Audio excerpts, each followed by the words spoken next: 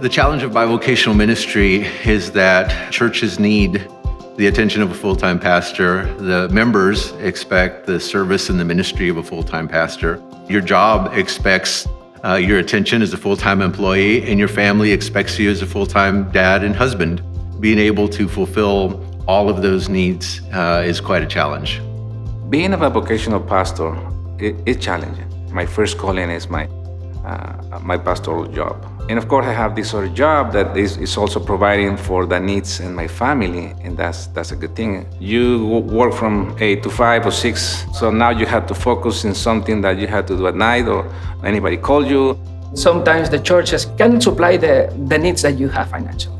So this is a great challenge, yes. You need to balance your time with family, you need to balance your time between the two jobs, and this is a great challenge if you have another job at a different place.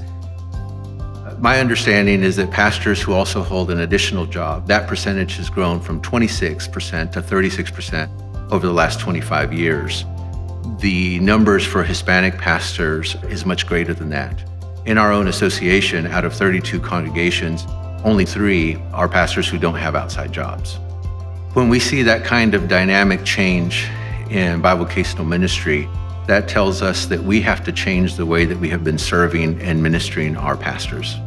If they don't get the help and the resources that they need, they will falter in their ministry. They will suffer personally and with their families, and their congregations won't develop to their full potential. I wanted to provide assistance in areas that were falling through the cracks. The 2 new ministries that we have, one of them is called Convención, and it is an initiative to bring our pastors together in peer groups. They can join together their resources and their ministries.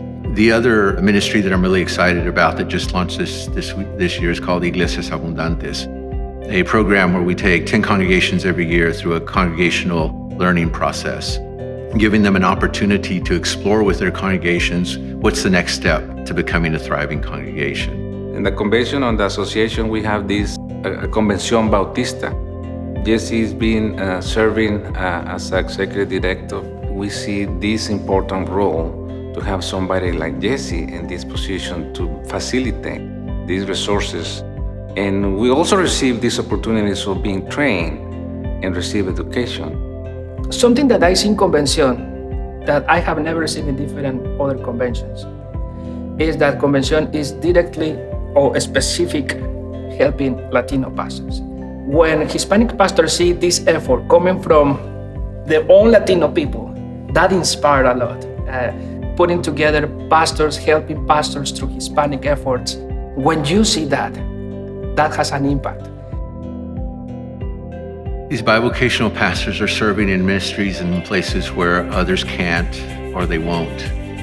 And their sacrifice, physically, financially, and in every other way, is bringing life to places that normally wouldn't get it. Here in Texas, the greatest number of new church starts are Hispanic congregations. So the future of many denominations in the United States is found in their Hispanic congregations and in their Hispanic neighborhoods.